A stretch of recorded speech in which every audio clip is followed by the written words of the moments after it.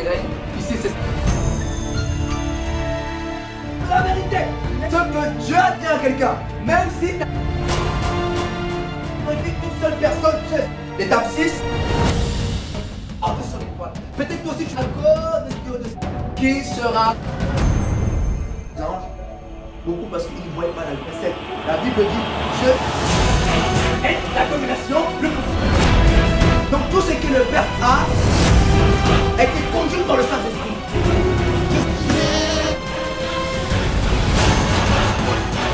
Dieu n'est pas un homme de sa donné.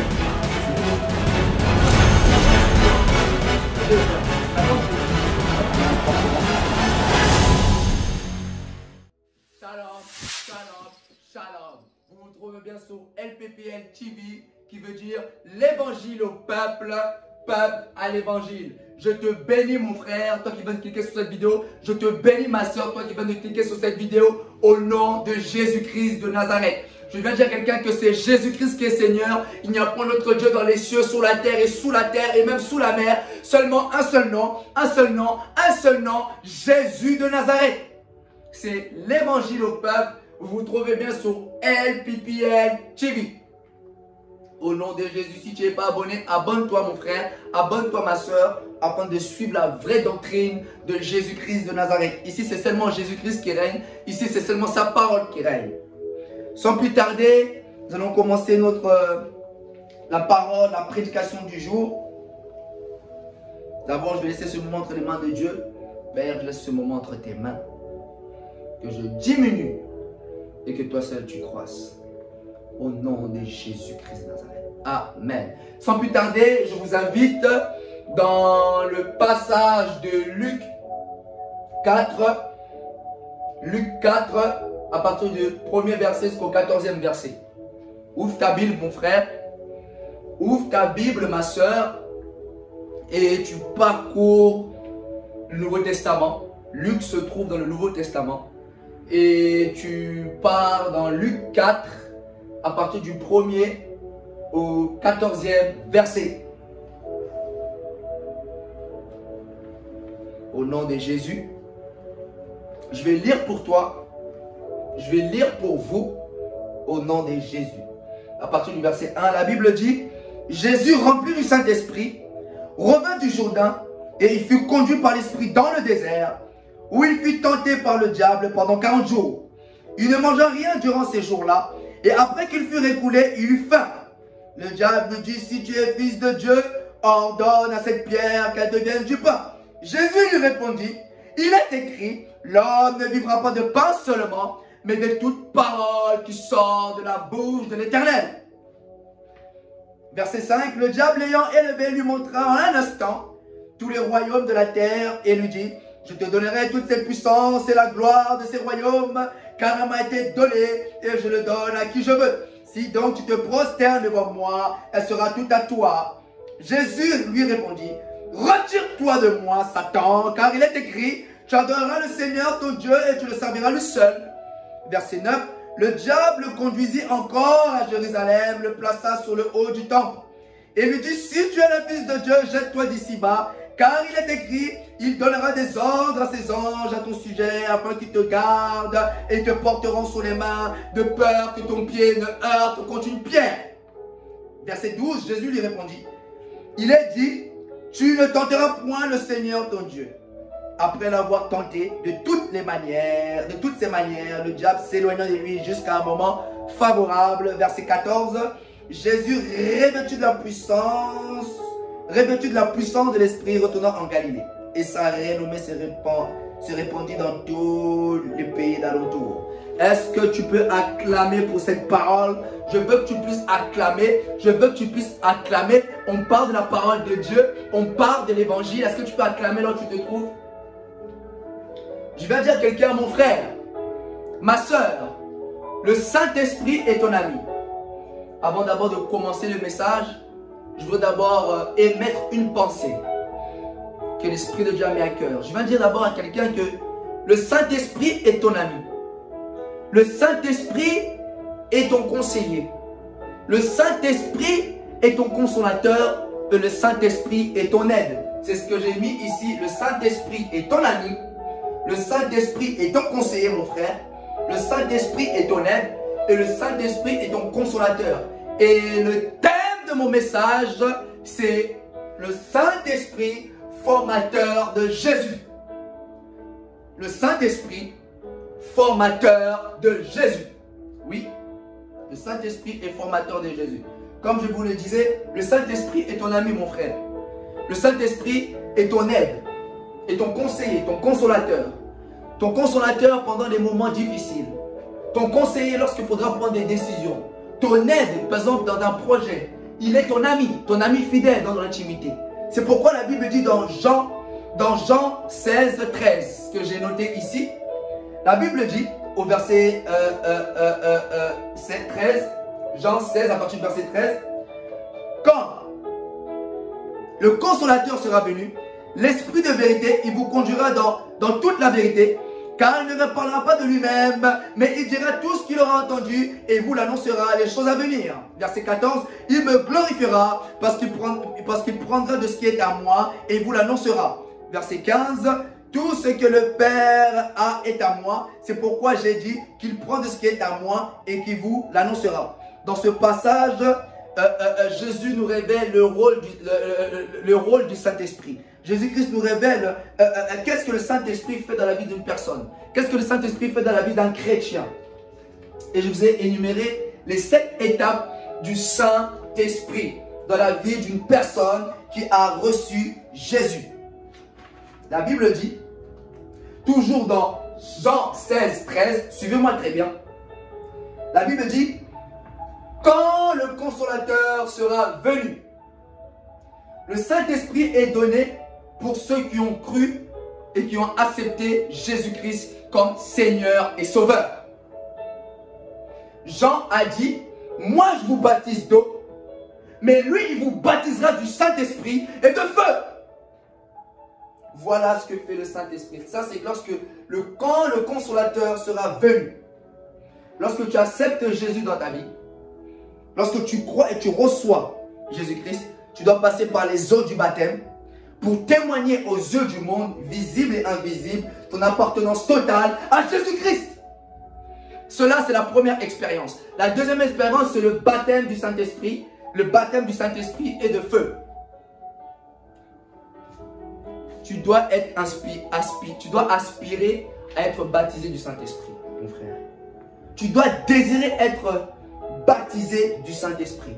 Si tu es passé par les eaux et tu n'as pas encore vécu la deuxième expérience, il est temps pour toi que tu puisses vivre la deuxième expérience, le baptême du Saint-Esprit. Et celui qui baptise du Saint-Esprit, c'est Jésus-Christ de Nazareth. C'est pourquoi Jean a dit, moi je vous baptise donc pour vous ramener à la repentance.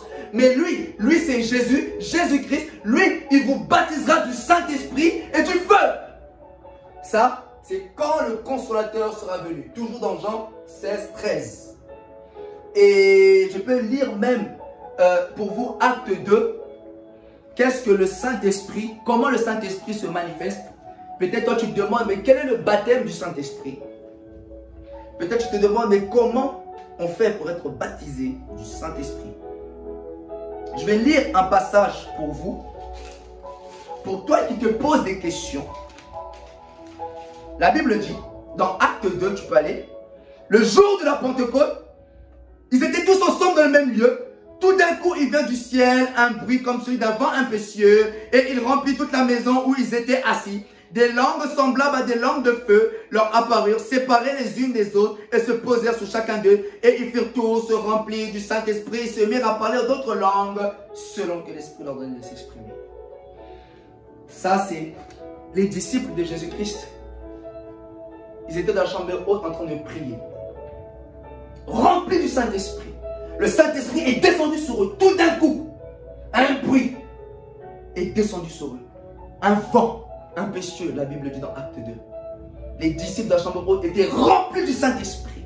Remplis d'onction. Remplis de puissance. Ça, c'est quand le consolateur sera venu. Ce jour-là, les disciples ont parlé des nouvelles langues. C'est pourquoi la Bible dit dans Marc 16, à partir du verset 17, « Voici les miracles qui accompagneront ceux qui ont cru en mon nom. Ils chasseront les démons et ils parleront des nouvelles langues. » l'expérience du Saint-Esprit.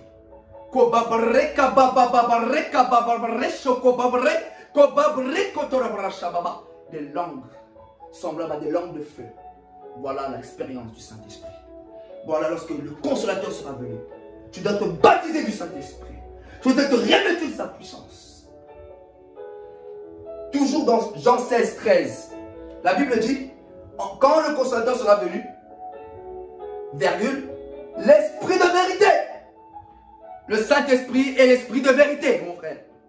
Le Saint-Esprit est l'esprit de vérité, ma soeur. Ce n'est pas l'esprit du mensonge.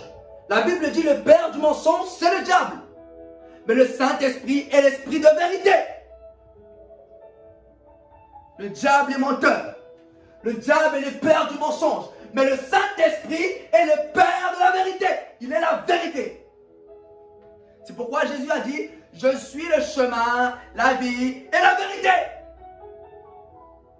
La Bible dit, Dieu n'est pas un homme pour mentir, ni fils d'un homme pour se repentir.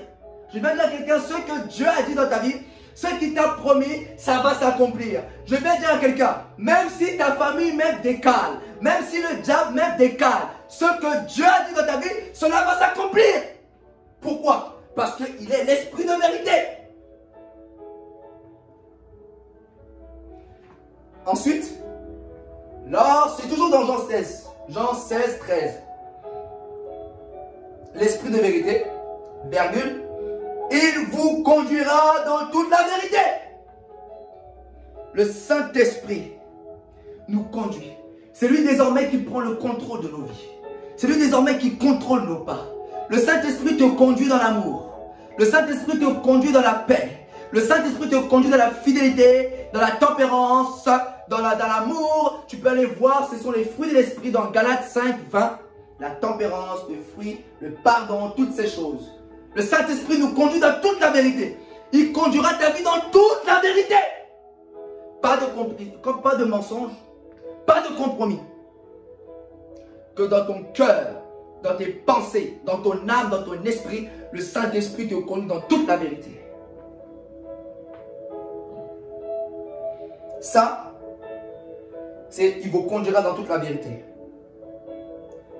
Ensuite, car il ne parlera pas de lui-même. Le Saint-Esprit ne parle pas de lui-même.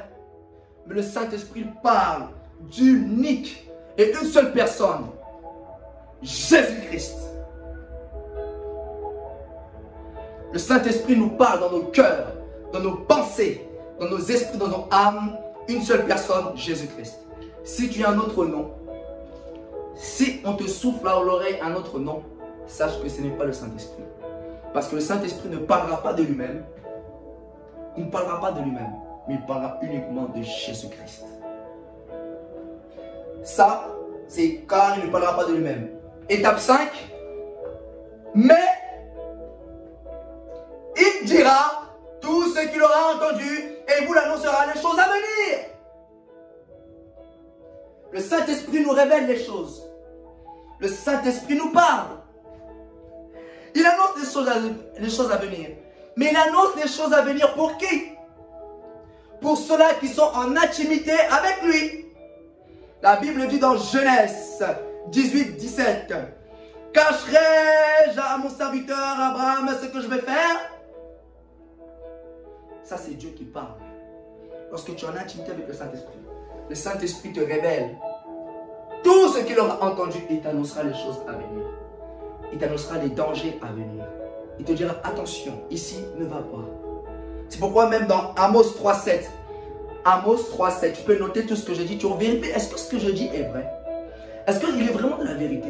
Tu regardes, Amos 3.7, la Bible dit, car le Seigneur l'Éternel ne fait rien sans avoir révélé son secret à ses serviteurs, les prophètes.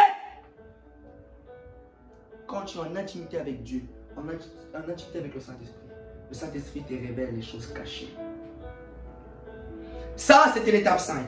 L'étape 6, c'est il me glorifiera. Le Saint-Esprit glorifie une seule personne, Jésus. Le Saint-Esprit veut que le but du Saint-Esprit, le rôle du Saint-Esprit, c'est que Jésus-Christ soit glorifié dans ta vie. Dans ta maison, dans ton travail, dans tes finances, dans tes projets, que Jésus-Christ soit glorifié. Le Saint-Esprit veut qu'on parle de Jésus dans ta vie. Le Saint-Esprit fait tout pour que Jésus soit élevé dans ta vie. Il me glorifiera. Le Saint-Esprit glorifie Jésus. Un seul nom, un seul nom, un seul nom. Jésus, Jésus, Jésus. Ça, c'est l'étape 6. Toujours dans Jean 16, 13. Je parle les vérités.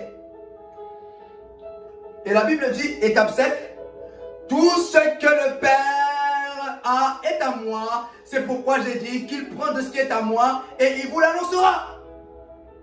C'est pourquoi Paul a dit dans Galates 2:20, et si je vis, ce n'est plus moi qui vis, mais c'est Christ qui vit en moi. Et si Christ vit en moi, c'est que le Père vit en moi. Parce que Jésus-Christ a dit à Philippe, n'est-ce pas que le Père, n'est-ce pas que je vis dans le Père et que le Père vit en moi? Celui qui m'a vu a vu le Père. Donc, si Christ vit en moi, le Père vit en moi. Donc, si le Père vit en moi, tout ce qu'il a est à moi aussi. Tout ce que le Père a est à toi, enfant de Dieu. Christ vit en toi. Le Père aussi vit en toi. Donc, tout ce que le Père a, tu le possèdes. C'est pourquoi la Bible dit dans Psaume 23:1, l'Éternel est mon berger, je ne manquerai de rien. Je ne manquerai de rien parce que le Père vit en moi. Je ne manquerai de rien parce que le Père est avec moi. Je ne manquerai de rien parce que Christ vit en moi. Je retrouve tout en Christ. La paix, la bénédiction, l'élévation, le règne, la domination, le pouvoir. Tout est en Christ. Je ne manque de rien parce que Christ vit en moi. Je ne manque pas d'argent parce que lui, c'est lui le Père. La Bible dit, à moi appartient l'or et l'argent. Donc je ne manque de rien. Je ne manque pas d'argent. Je ne manque pas de travail parce que c'est lui qui bénit. C'est la bénédiction de l'Éternel qui enrichit et qui ne fait suivre d'aucun chagrin. J'ai tout en moi, l'élévation, parce que la Bible dit, l'élévation ne vient ni de l'Orient, ni de l'Occident, mais l'élévation vient de l'Éternel. Je ne manque de rien, parce que le Père vit en moi. Je ne manque de rien, parce que Christ vit en moi. Voilà. Ça, c'était les 7 étapes avant d'entrer dans le vif du sujet. Je voulais vous démontrer la personne du Saint-Esprit. Et avant de rentrer dans le vif du message, dans le vif de le Saint-Esprit formateur de Jésus, je vais vous laisser quelques instants. Avant d'entrer dans le vif du message, vous laissez quelques instants. Après ce court instant d'adoration qui va suivre. Et on se retrouve après. Au nom de Jésus.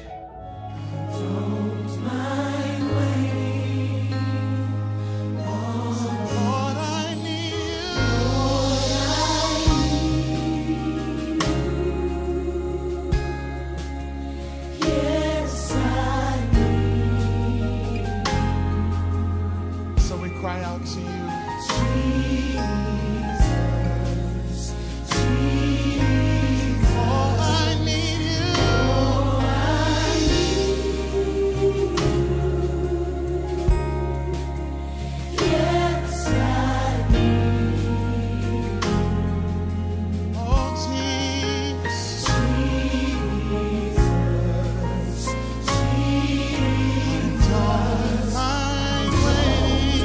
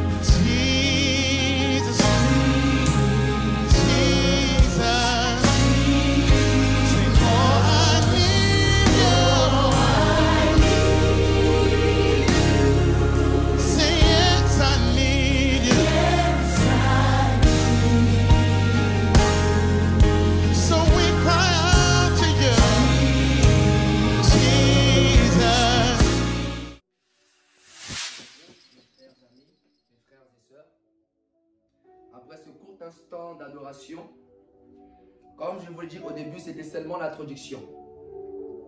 Maintenant, je rentre dans le vif du message, pardon. Je entre dans le thème, comme je vous l'ai dit au début, le Saint-Esprit formateur de Jésus.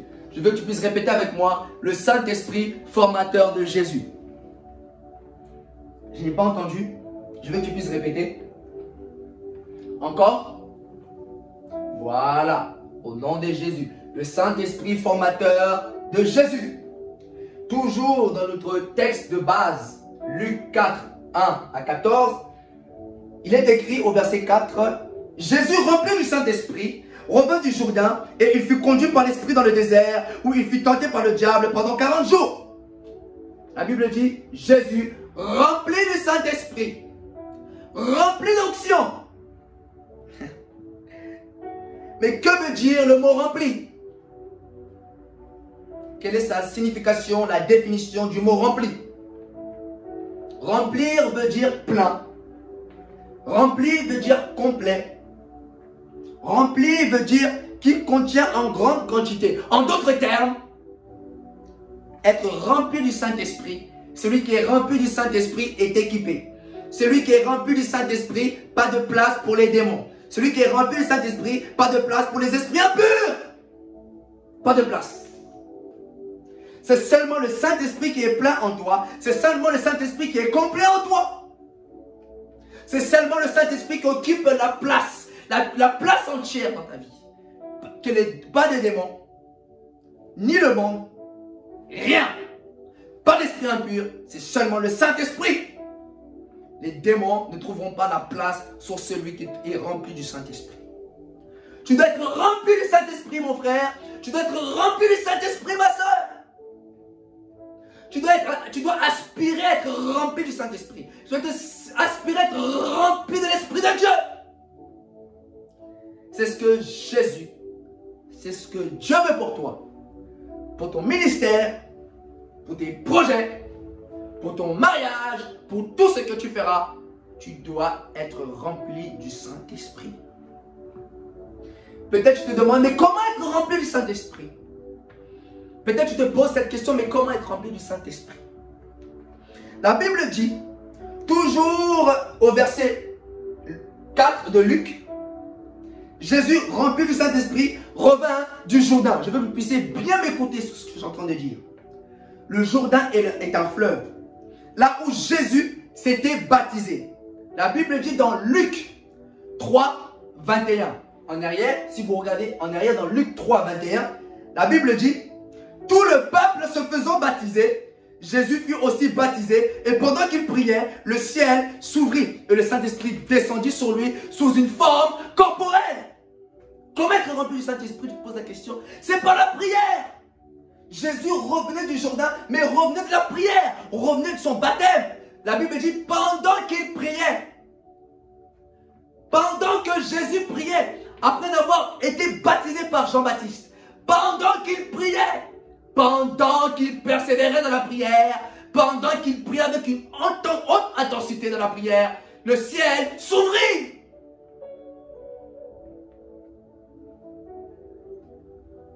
Et le Saint-Esprit descendit sur lui.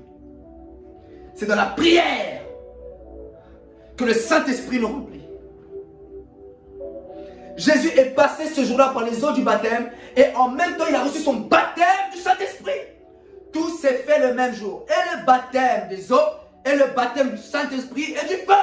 Ce jour-là, Jésus a parlé en langue. Saint-Esprit, des langues semblables à des langues de feu. Saint-Esprit. Alléluia. Et la Bible dit, et il fut conduit par l'Esprit dans le désert. C'est pourquoi la Bible dit dans Romains 8, 14, car tous ceux qui sont conduits par l'Esprit de Dieu sont fils de Dieu. Et toi, qu'est-ce qui te conduit, mon frère? Qu'est-ce qui te conduit, ma soeur? Est-ce le monde qui te conduit? Est-ce la chair qui te conduit? Ou c'est la personne du Saint-Esprit qui te conduit? Le Saint-Esprit doit nous conduire. Le Saint-Esprit a conduit Jésus. Jésus qui est le grand roi. Jésus qui est le grand maître. Et nous, qui sommes-nous pour être conduits par le Saint-Esprit? Qui sommes-nous pour être conduits du Saint-Esprit dans nos maisons? Dans notre travail, qui sommes-nous? Jésus lui-même, le grand roi, a été conduit par le Saint-Esprit. Et toi, et moi, qui sommes-nous pour être conduits du Saint-Esprit? Qui? Tu es qui? Nous sommes qui? Jésus lui-même, le sauveur de l'humanité, a été conduit par le Saint-Esprit. Et toi? Tu es qui? Nous sommes qui pour être conduits du Saint-Esprit? Qui nous sommes? Qui nous sommes pour ne pas écouter le Saint-Esprit? Qui? La Bible dit, Luc 3, 22, la Bible dit, et le Saint-Esprit descendit sur lui sous une forme corporelle, comme une colombe. Après cela, Jésus conduit par le Saint-Esprit dans le désert. Je vais vous pousser écouter ce qu'on est en train de lire. Très bien. Après cela, après que le Saint-Esprit est descendu sur lui, l'Esprit de Dieu, le Saint-Esprit, le conduisit dans le désert. Le processus commence. Le travail commence. Le Saint-Esprit prend en charge de Jésus. Jésus se laisse guider par le Saint-Esprit. Jésus n'a pas refusé. Jésus n'a pas refusé le désert. Jésus n'a pas refusé de se laisser guider par le Saint-Esprit. Beaucoup refusent le désert. Beaucoup refusent ce chemin. Mais je vais dire à quelqu'un, que tu le veuilles ou non, le désert est le passage obligé. Le désert est le passage obligé de tout enfant de Dieu. Je suis obligé de passer par le désert. Tu es obligé de passer par le désert. Que tu le veuilles ou non, le désert est le passage obligé. Jésus a fait confiance au Saint-Esprit. Jésus n'a pas dit, Saint-Esprit, qu'est-ce que tu fais? Jésus n'a pas dit, Saint-Esprit, pourquoi tu m'emmènes ici? Jésus-Christ n'a pas dit au Saint-Esprit, mais pourquoi? Pourquoi ça? Pourquoi ça? Pourquoi tu m'emmènes ici? Pourquoi je m'emmène cela? Mais il s'est laissé guider par le Saint-Esprit. Il s'est laissé conduire par le Saint-Esprit. Ne pose pas de questions. Ne te pose pas pourquoi tu passes ce désert. Ne te pose pas de questions pourquoi je passe dans ce chemin. Jésus n'a pas dit Saint-Esprit pourquoi. Jésus n'a pas dit Saint-Esprit qu'est-ce que tu es en train de faire. Pourquoi tu m'emmènes ici. Jésus s'est laissé guider. Fais confiance au Saint-Esprit. Le Saint-Esprit est au contrôle. Oui, le Saint-Esprit est au contrôle. Il sait ce qu'il fait. Et la Bible dit, toujours dans Luc, la Bible dit où il fut tenté par le diable pendant 40 jours. Le Saint-Esprit lui fait quitter sa zone de confort. Il l'emmène au désert. C'est le Saint-Esprit qui choisit le lieu. Ce n'est pas Jésus qui a choisi le désert, mais c'est le Saint-Esprit. Le Saint-Esprit a trouvé bon le désert pour Jésus. Le Saint-Esprit a trouvé bon le désert pour la formation de Jésus. Le Saint-Esprit dit, il se dit, c'est dans le désert que je dois former Jésus. Le Saint-Esprit a trouvé bon le désert pour Jésus. La formation commence. Pour que tu sois bien formé, pour que tu deviennes encore plus fort, plus puissant, le désert est le bon endroit pour toi. Dans le désert, Jésus sera bien formé. Dans le désert, Jésus sera bien enseigné. Dans le désert, Jésus comprendra ce qu'il ne pouvait pas comprendre lorsqu'il était dans sa zone de confort. Dans le désert, Jésus connaîtra les vérités spirituelles. Dans le désert, Jésus sera éprouvé. Dans le désert, Jésus sera brisé. Le Saint-Esprit lui donnera la forme, le caractère que Dieu veut pour lui. Jésus ne ressortira pas du désert comme il est entré le premier jour. Dans le désert, Jésus entendra bien Dieu. Il écoutera bien Dieu. Il sera à l'écoute. Il recevra les instructions de Dieu présentement et pour les instructions à venir.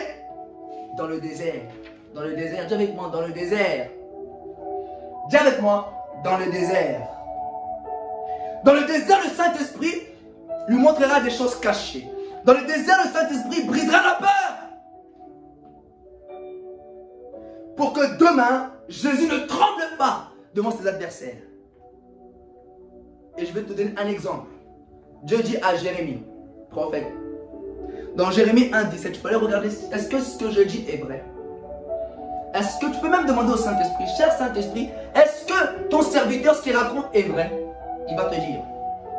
Dieu dit à Jérémie, et toi, saint terrain, lève-toi, dis-leur tout ce que je t'ordonnerai, ne tremble pas en leur présence, de peur que je te fasse trembler devant eux.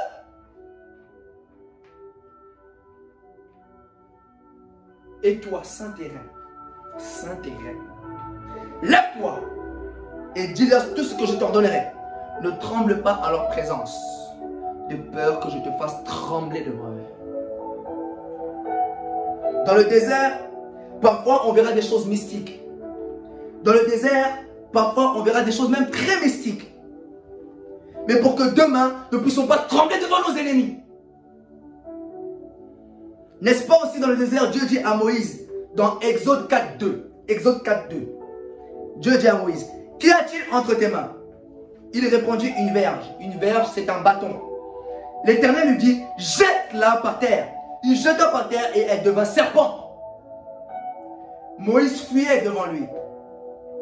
L'Éternel dit à Moïse, étends ta main et saisis-le par la queue. Et il tendit la main et le saisit et le serpent redevint une verge dans la main. Dieu venait de briser la peur à Moïse. Une verge qui était entre ses mains devint serpent. Peut-être tu te poses la question, mais pourquoi Jésus-Christ a fait cela? Tu te dis, mais pourquoi la verge de Moïse devint serpent? Pourquoi? La réponse est là. Parce que l'Éternel savait que lorsque Moïse allait être envoyé dans la maison de Pharaon, qu'il allait être aussi confronté à des serpents. Dieu lui a montré d'avance que ce que tu vois maintenant, ce que tu es en train de vivre maintenant, ne tremble pas là-bas. Parce que moi l'Éternel, c'est moi le Tout-Puissant. Je connais, c'est moi le Dieu des esprits. C'est moi qui fais toutes choses. Ne tremble pas en leur présence. Dieu venait de briser la peur. Parfois dans notre désert, on va voir des choses compliquées. Parfois dans notre désert, nous allons voir des choses bizarres. Nous serons confus, on comprendra pourquoi on voit des choses comme ça, des vérités spirituelles. Des choses étranges. Mais ces choses ne sont pas pour nous tuer. Le serpent, le bateau, la verge de Moïse qui redevint un serpent, c'était pas pour le manger. C'était pas pour le tuer, mais pour que Moïse se rende compte des choses spirituelles. Pour que lorsqu'il sera là-bas, que lorsque eux ils feront ça, qu'il ne soit pas étonné, qu'il ne puisse pas trembler, parce que l'Éternel lui a montré déjà. Est-ce que vous comprenez? Est-ce que tu comprends, ma soeur? Si tu es d'accord, dis Amen. Tu vas dire à quelqu'un ce que tu as vécu dans le désert. Dieu t'a révélé des choses, des secrets spirituels. Dieu t'a fait voir qu'est-ce que c'est la spiritualité. Tu as vu beaucoup d'aspects. Dieu t'a enseigné. Afin que lorsque tu arriveras là-bas, afin que lorsque tu arriveras de l'autre côté, tu ne seras pas surpris.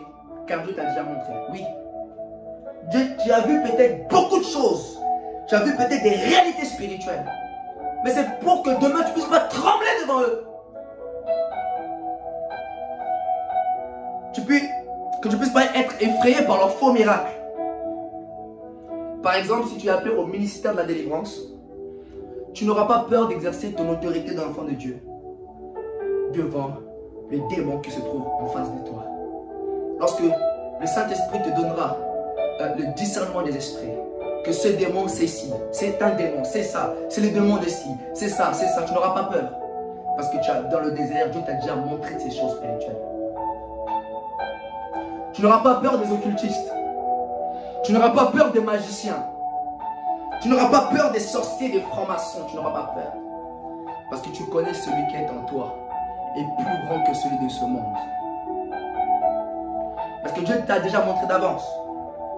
Comme je l'ai dit dans une de mes prédications, tu peux aller voir sur LPPL TV, qui est toujours disponible, la résurrection du Christ. Là où j'ai dit que le plus grand mystique de tous les mystiques, c'est Jésus-Christ. Il n'y a pas d'autre mystique que Jésus-Christ. C'est lui le plus grand des mystiques. Et rien ne peut impressionner Dieu. Le Dieu des esprits, c'est lui, Christ. La Bible dit, dans ce désert, il fut tenté par le diable pendant 40 jours. Tu peux trouver ça peut-être étrange, que l'Esprit de Dieu le conduit dans le désert pour être tenté pendant 40 jours. Peut-être tu peux te dire que mais le Saint-Esprit l'emmène dans le désert pour être tenté par le diable. Tu te poses peut-être cette question, mais pourquoi le Saint-Esprit l'emmène dans le désert si c'est pour être tenté par le diable? Je te pose peut-être cette question. La Bible, je vais vous dire une réalité spirituelle, une vérité spirituelle. Lorsque Dieu commence à travailler dans ta vie, la première personne que tu vas croiser sur ton chemin, c'est le diable. Peut-être que tu ne savais pas. Mais lorsque Dieu commence à travailler avec toi, lorsque la main de Dieu vient sur toi, la première personne que tu vas croiser, c'est le diable. Jésus a croisé le diable. Jésus a croisé le diable sur son chemin. Début de son ministère, il a croisé le diable. Le diable n'a pas commencé à combattre Jésus dès le désert. Non. Bien avant, à sa naissance, le diable a combattu Jésus. Le diable a combattu l'étoile de Jésus. Parce que l'enfant venait de naître. Mais lorsqu'on regardait l'étoile de cet enfant, on disait c'était un roi. Un simple bébé, innocent, mais combattu à cause de son étoile. À cause de ce qui est au-dessus de lui. À cause de ce qui est au-dessus de sa tête. Il est un roi. C'était la chasse à l'homme pour Jésus dès sa naissance. Jésus était poursuivi à sa naissance. Jésus, étant bébé, a vécu des secousses. Étant bébé, il allait à gauche, il allait là-bas. Parce qu'on en voulait à son étoile. Ce qui dérange tes ennemis, c'est pas ce que tu es aujourd'hui. Mais ce qui dérange tes ennemis, c'est ce que tu seras demain. Ton étoile pèse. C'est pourquoi on te combat. Ça pèse fort. Jésus a vécu des secousses.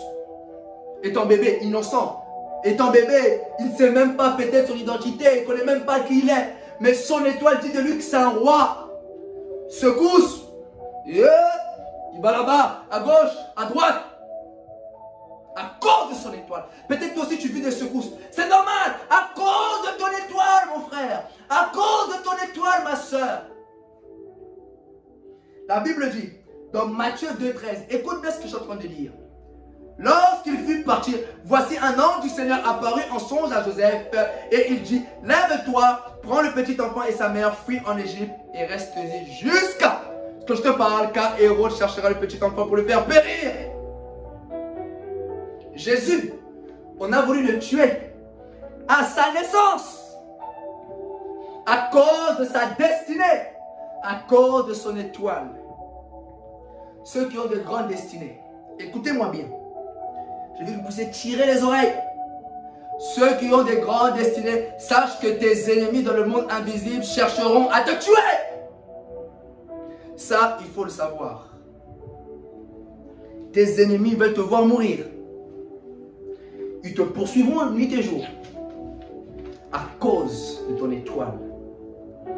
Beaucoup ont fait des songes, beaucoup ont fait des rêves, se voyant poursuivis par des personnes qui ne connaissent pas. Ces personnes, leur intention, c'est de te voir mourir, c'est de te tuer, d'attraper, de te tuer à cause de ta destinée. Toi qui as une grande destinée, parfois se cacher dans la présence de Dieu, c'est la meilleure solution. Parfois se cacher dans la présence de Dieu, c'est la meilleure solution. Jésus n'a pas combattu Hérode, mais Dieu a pris en charge son combat. Dieu lui-même s'est chargé d'Hérode qui voulait le tuer. Ce n'est pas tous les combats que nous devons combattre. Non, non, non, non, non, non. Pas tout. Non, non, non, non. Il y en a, c'est nous. Où tu dois combattre. Parce que la vie est un combat aussi. Tu dois aussi combattre. Par exemple, David a combattu Goliath. C'était le combat de sa destinée. Il devait combattre cela. Mais David n'a pas combattu Saoul qui devait le tuer. Non. David a combattu Goliath. Parce que c'était le moyen, l'opportunité pour atteindre sa destinée. Mais David n'a pas combattu Saoul qui voulait le tuer. Non. David est parti, s'est réfugié dans la présence de Dieu. Vous pouvez lire l'histoire. David implorait toujours la protection de Dieu. Regardez les psaumes. Psaume 56, psaume 57. Comment Saoul en voulait à David. Mais David fouillait toujours dans la présence de Dieu. Tu peux aller vérifier si ce que je dis est vrai. Ouvre le psaume, ouvre le psaume, ouvre. Tu verras comment Saoul poursuivait David. Tu verras comment Saoul en voulait à David. David n'a pas combattu. Il a combattu Goliath, oui. Mais il n'a pas dit que comme j'ai battu Goliath, je battrai aussi Saoul. Il y a des combats, il ne faut pas combattre. Il y a des combats, il ne faut pas combattre. Non.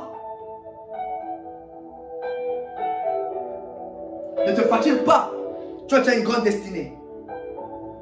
Ce n'est pas de ta faute que tu puisses avoir une grande destinée. C'est la volonté de Dieu pour toi. C'est la volonté de Dieu pour toi. Tu ne peux pas en vouloir. Tu ne peux pas dire, mais Seigneur, pourquoi? Non. Tu es le choix de Dieu. C'est normal. C'est normal.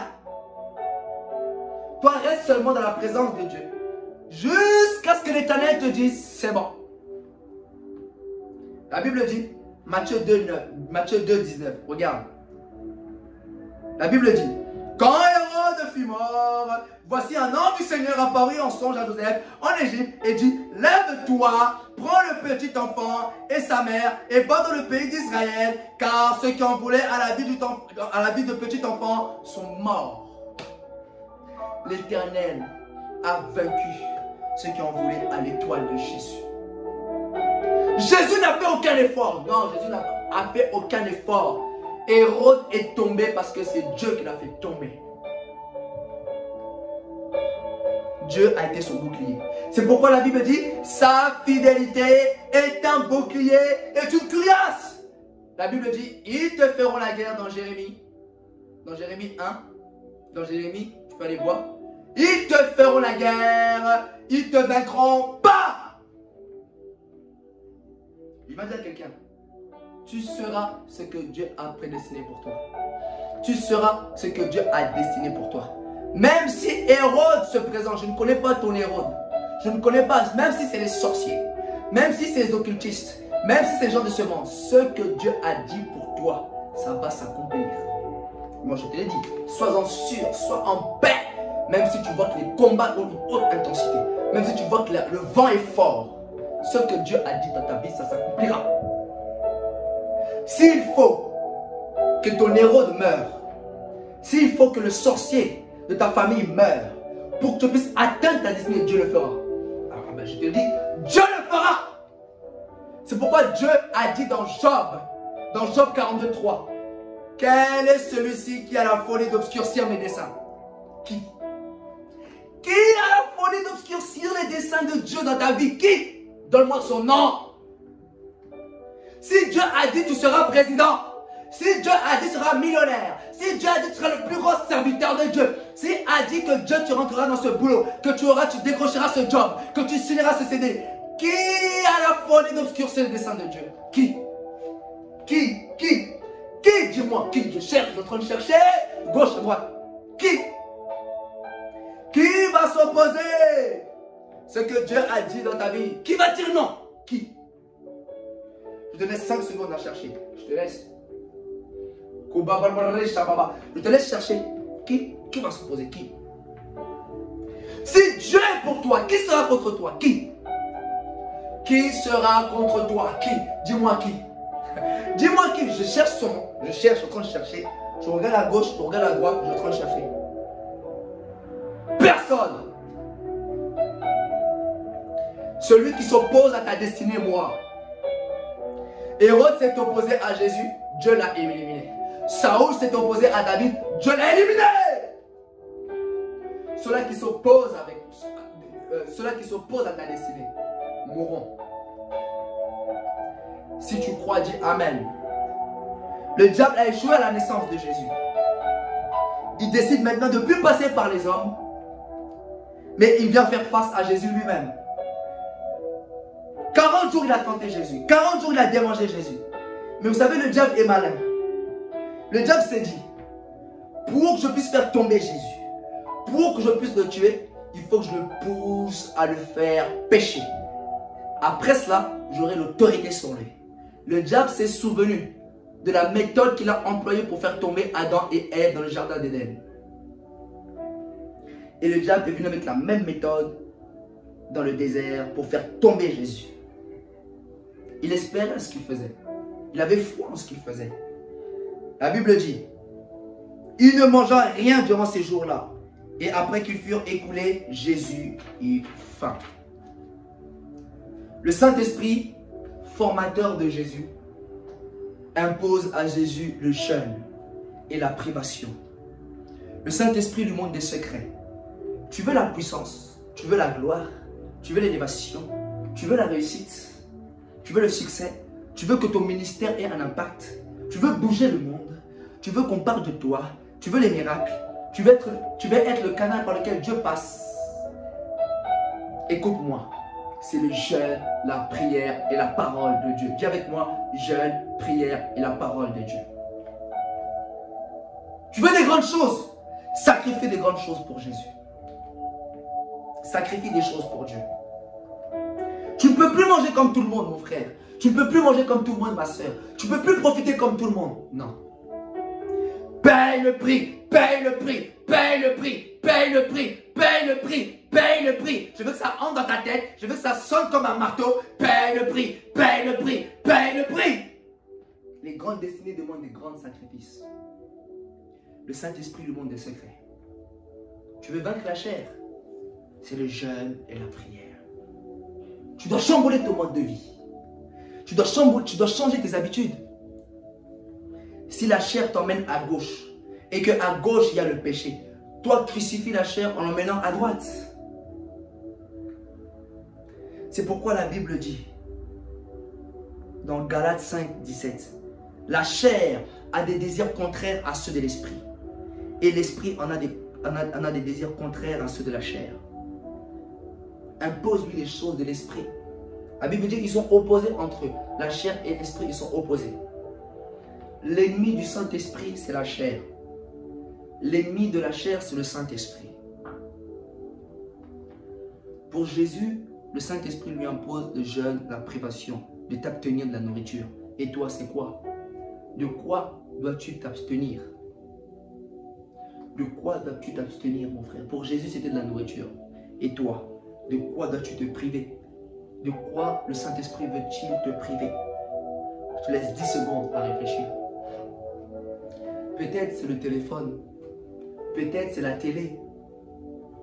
Peut-être c'est la nourriture aussi. Peut-être chez nous, les Congolais, c'est les théâtres. Trop de distractions. Trop de théâtres. Je te laisse encore 5 secondes.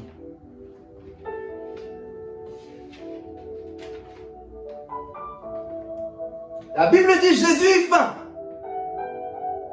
Le diable lui dit, si tu es fils de Dieu, ordonne que cette pierre devienne du pain.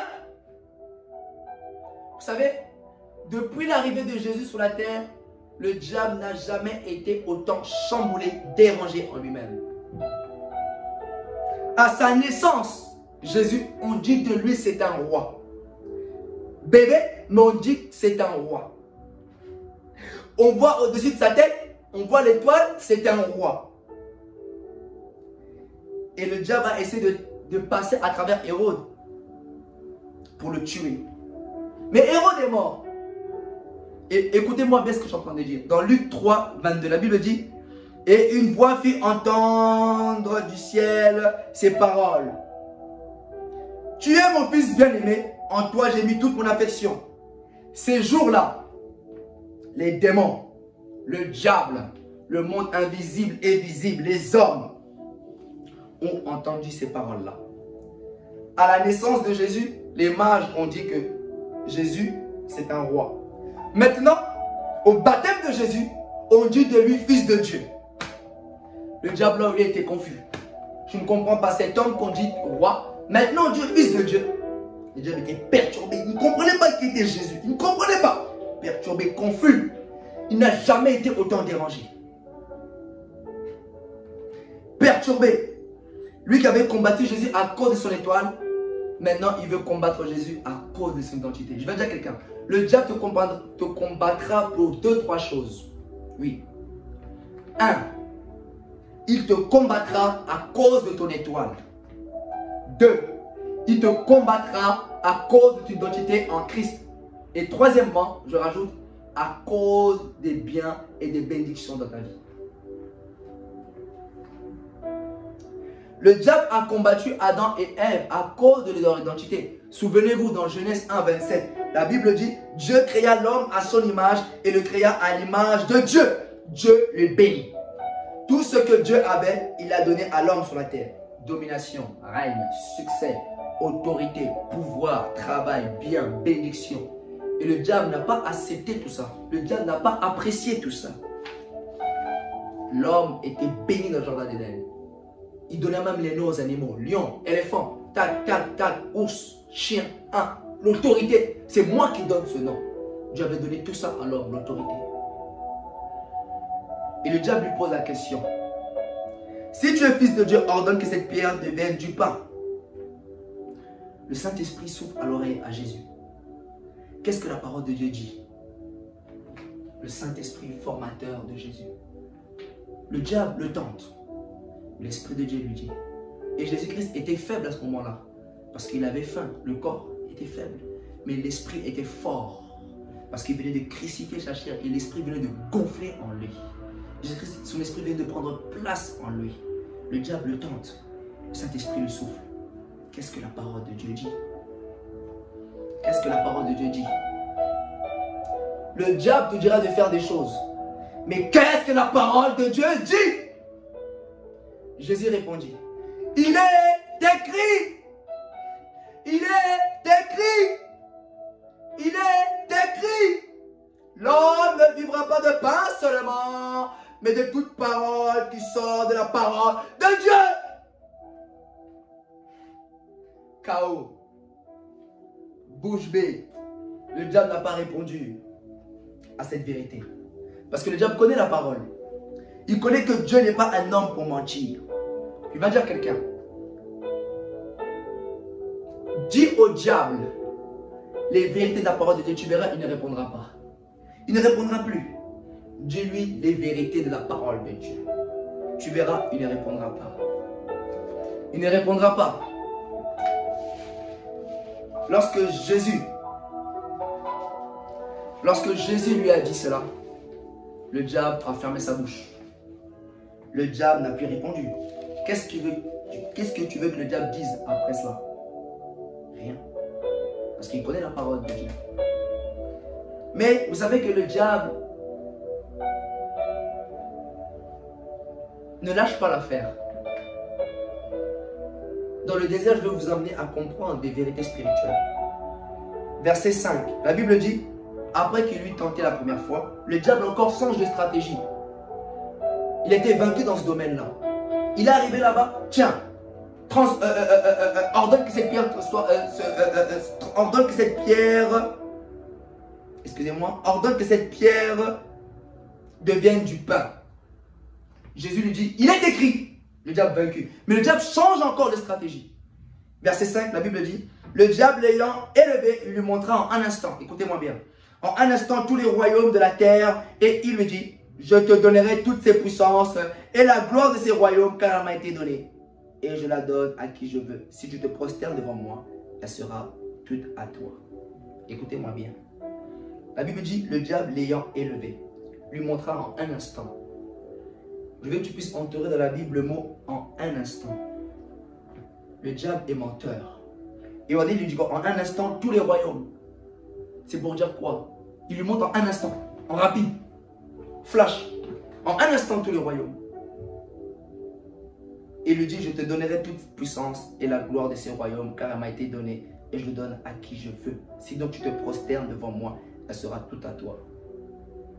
C'est un menteur. Parce que la Bible dit, déjà si je devais répondre à cette vérité-là, il a dit que je te donnerai toutes ces royaumes, toute cette puissance et la gloire de ces royaumes, car elle m'a été donnée. C'est un menteur. Je peux vous lire un passage. Si moi, je vais répondre à cette vérité. Si le diable aussi te propose des choses, tu peux lui répondre par cette vérité-là. Tu peux lui répondre. C'est dans Colossiens 1, 16. La Bible dit, car en lui ont été créées toutes les choses qui sont dans les cieux et sous la terre, les visibles et les invisibles, trône et dignité, domination et autorité. Tout a été créé par lui et pour lui. Qu'est-ce que le diable a créé sur sa terre? Il n'a rien créé.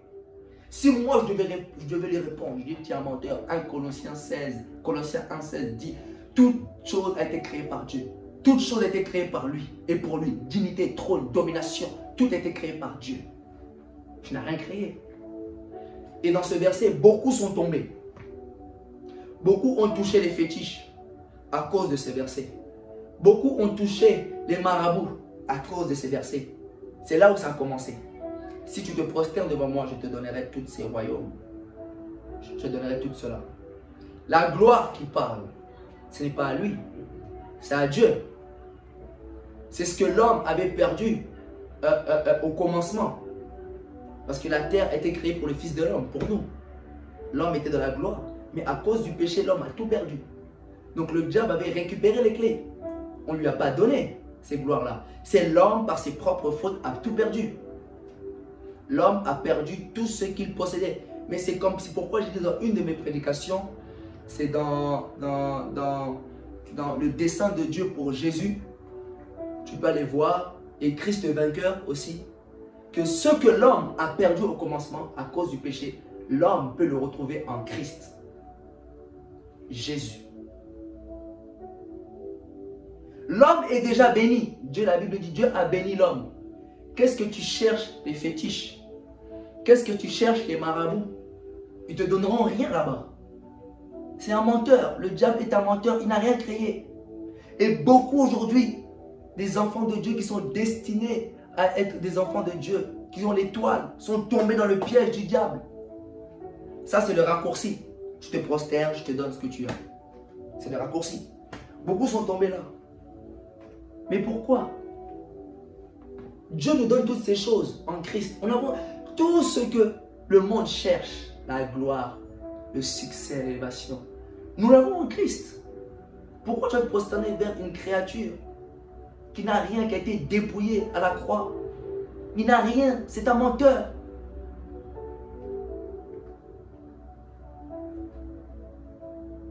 Et qu'est-ce que Jésus lui dit? Le Saint-Esprit le souffle à l'oreille. Vous savez, beaucoup même sont tombés même dans le ministère. Beaucoup parce qu'ils ne voyaient pas la gloire. Ils ne voyaient pas le succès. Allez, le diable lui propose. Jésus a été tenté par le diable en son début de ministère. Je dois dire à quelqu'un, toi qui es jeune serviteur, le diable viendra te tenter. Sache-le. Il viendra te tenter pour que tu puisses travailler avec son feu étranger. Mais refuse, refuse. Refuse ce feu étranger. Refuse les dieux de ce monde. Refuse. Ne donne pas ton âme au diable. Refuse. Le diable viendra te tenter par des choses. Le diable viendra par des moyens te tenter. Mais toi, refuse. C'est Jésus ou Jésus. C'est tout. C'est Jésus-Christ ou Jésus-Christ. Point barre. Je reste là. Je ne sers pas Jésus pour la gloire. Je ne sers pas Jésus pour montrer, mais je sers afin de faire sa volonté. Point barre. C'est tout. On s'arrête là. Le diable enseigne à Jésus. Tu vois dans ton ministère, le diable est venu te tenter. On viendra aussi te tenter. Tiens, si tu veux voir les miracles, si tu veux avoir la gloire, tiens, viens chez nous, entre dans nos maisons. Non! On ne touche pas aux fétiches. On ne touche pas rien. On ne touche pas. Sans effet! Et Jésus lui dit, regardez la réponse de Jésus. Retire-toi de moi, Satan. Retire-toi de moi. Je ne toucherai pas à ton feu étranger. Je ne me prosternerai pas devant toi. Retire-toi de moi, Satan. Retire-toi. Retire-toi. Sans effet tes fétiches. Tu es un menteur. Car il est écrit, tu adoreras le Seigneur ton Dieu et tu le serviras lui seul. Lui seul. Pas les dieux de ce monde. Christ seul. Seul. Un seul maître. Jésus. Un seul maître devant qui je me prosterne. Jésus-Christ. Le diable ne répond plus. Chaos. Mais le diable persiste encore. Vous savez, après ces deux tentatives, Jésus n'a pas baissé les bras. Jésus ne s'est pas dit, oh, cher Saint-Esprit, je lui dis, il est écrit, il revient encore. Il est écrit, mais il revient encore. Non! Le Saint-Esprit enseigne aussi que oui, il est vaincu, mais il est coriace aussi. Il est vaincu, mais il persiste encore. Jésus-Christ ne s'est pas plaint, il n'a pas dit, oh Saint-Esprit, je ne comprends pas. Pourquoi je viens de dire, il est écrit, et le diable revient encore. Je viens de dire, il est écrit, il revient encore. Non!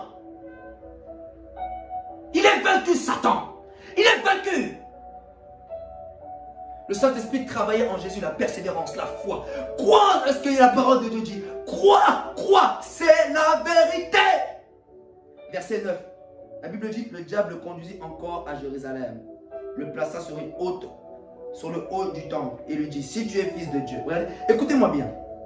Si tu es le fils de Dieu, jette-toi d'ici bas, car il est écrit, il donnera des ordres à ses anges à ton sujet, afin qu'ils te gardent et ils te porteront sur les mains de peur que ton pied ne heurte contre une pierre. Le diable, il sait que, première tentative, j'ai été vaincu. Il est écrit, je ne peux rien faire. Il change de stratégie. Il va là-bas, il est écrit. Chrétien, que le diable vienne à gauche, il est écrit. Devant, il est écrit. Là-bas, il est écrit. Là-bas, tu ne trouves pas la place, il est écrit. Il vient à gauche, il vient la nuit, tu dis il est écrit. Il vient le matin, tu dis il est écrit. Il vient dans ton travail, tu dis il est écrit. Il vient dans ton mariage, tu dis il est écrit. Il vient dans tes pensées, tu dis il est écrit. Il vient dans ta chambre, tu dis il est écrit. Il vient dans tes rêves, tu dis il est écrit. Que le diable puisse trouver, il est écrit partout là où il viendra te tenter. Dans tes finances, s'il vient avec la pauvreté, il est écrit que Christ s'est fait pauvre pour m'enrichir. S'il vient dans ton mariage, il est écrit. On ne sépare pas ce que Dieu a uni. S'il vient par exemple dans tes finances, il est écrit. L'or et l'argent appartiennent à l'Éternel. S'il vient dans tes pensées, il est écrit que tout ce qui est vrai soit l'objet de vos pensées. Il vient dans ta santé, il est écrit, c'est par ces meurtrissures que nous sommes guéris. Quand est-ce que nous allons dire au diable, il est écrit? Au lieu de nous défendre par nos propres sorts, nos propres forces. Allez, non, il est écrit. Si le diable vient devant toi, tu dis, il est écrit, nul ne se tiendra devant moi. La parole de Dieu.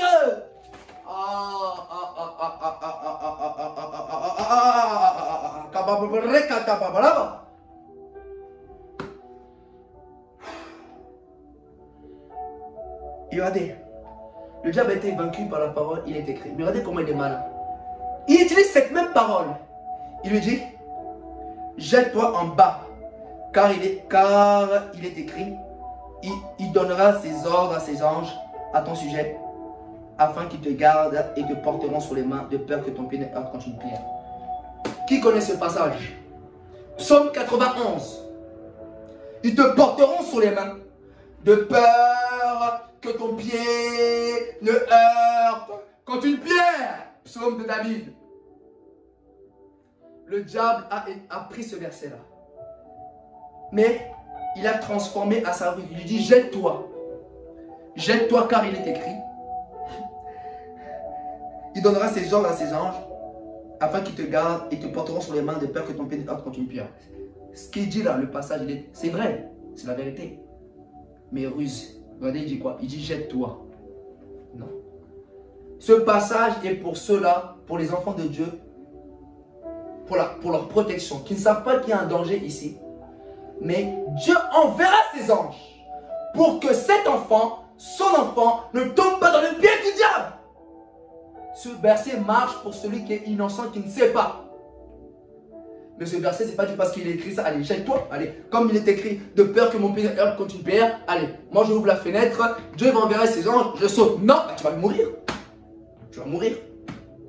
C'est faux.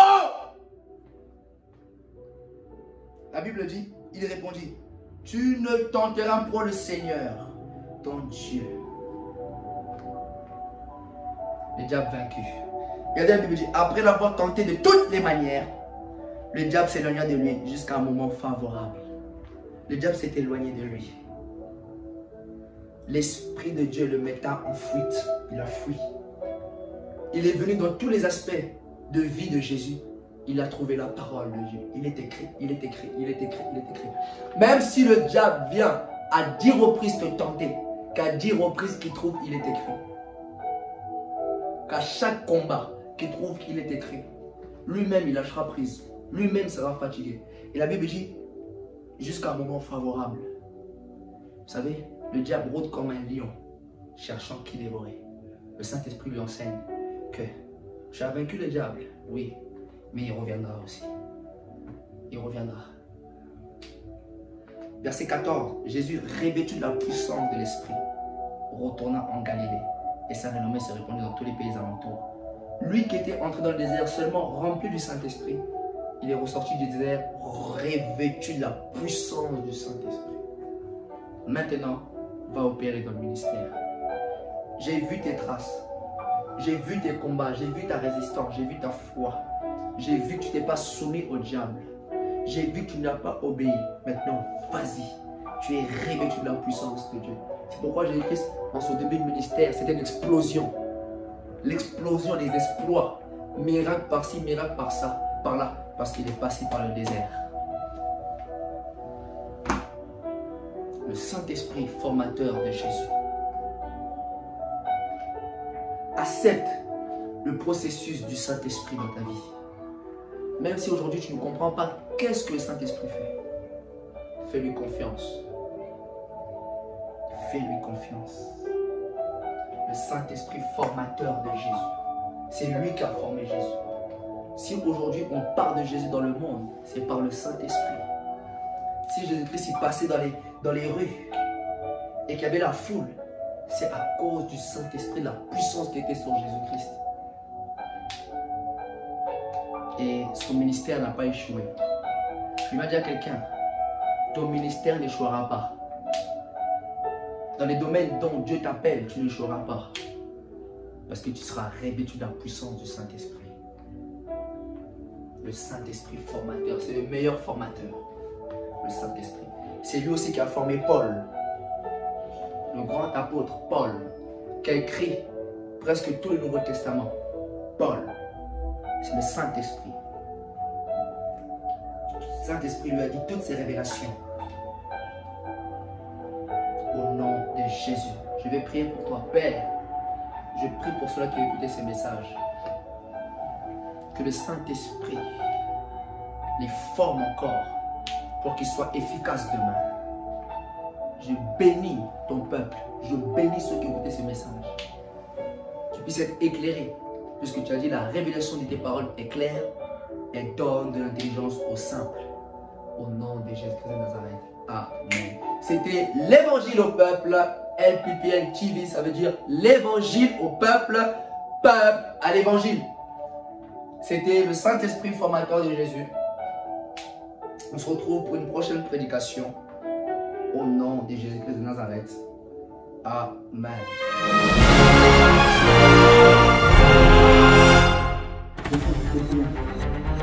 Puis au peuple, allez.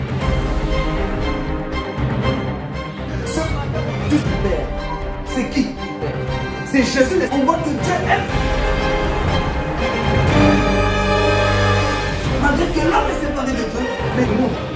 L'humanité était à terre et tout le monde faisait l'ouvert sur lui. Dans 14, la Bible dit aujourd'hui, c'est de ça qu'il a conçu pour toi. Dieu a toujours envie. Cela pour haïssait.